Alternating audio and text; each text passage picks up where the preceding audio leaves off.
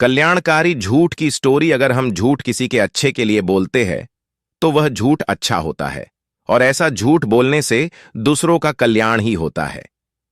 ये कहानी उसी के बारे में है। किसी गांव में एक संत निवास करते थे। उस गांव में संत को छोड़-कर सब लोग कंजूस प्रवृत्ति के थे।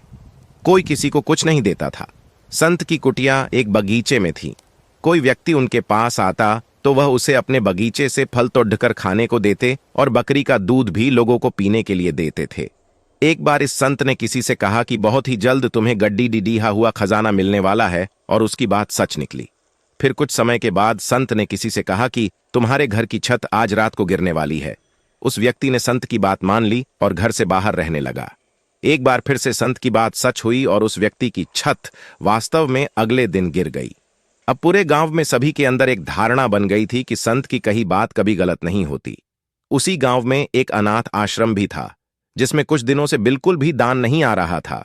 वहां के बच्चे भोजन और वस्त्र के लिए तरस रहे थे। ऐसी स्थिति में उस अनाथ आश्रम के अध्यक्ष इस संत के पास पहुंचे और उनसे विनती की और कहा, है संत महात्मन, आपने आज तक जो भी कहा है वह सत्य ही हुआ है।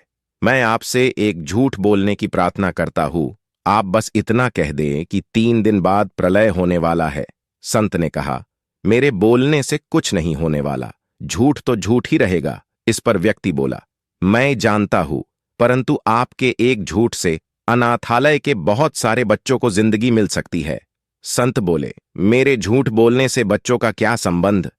संत ने यह भी कहा कि पर अगर तुम्हें लगता है कि मेरे झूठ बोलने से बच्चों को भोजन मिल सकता है तो मुझे सहर्ष स्वीकार है। दूसरे दिन संत ने किसी से कहा कि 3 दिनों में प्रलय होने वाला है। ये बात आग की तरह पूरे गांव में फैल गई। सभी जानते थे कि संत की बात हमेशा सच होती है। किसी ने कहा कि प्रलय के समय जल और थल मिल जाते हैं। ऐसा जानकर सभी मंदिर के प्रांगण में एकत्र होकर प्रार्थना करने लगे।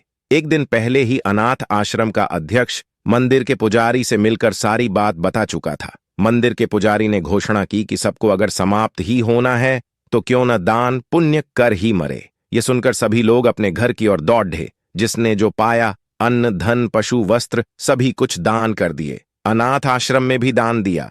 फिर तीसरा दिन आया और चला भी गया। कोई प्रलय जैसा चीज नहीं घटी, परंतु दान पुण्य से ग्रामवासियों को अद्भुत आनंद मिला, तृप्ति मिली, जिसका स्वाद वे पूरे जीवन में नहीं चखे थे। उस दिन के बाद वहां के लोगों में परिवर्तन आ गया और लोगों ने अपनी कृपणता छोड़ दी। परहित चिंतन में छिपे स्वाद को वे चख चुके थे। अगर आपको हमारी स्टोरी अच्छी लगी हो तो अपने दोस्तों के साथ भी शेयर कीजिए और कमेंट में जरूर बताइए कि कैसी लगी हमारी स्टोरी।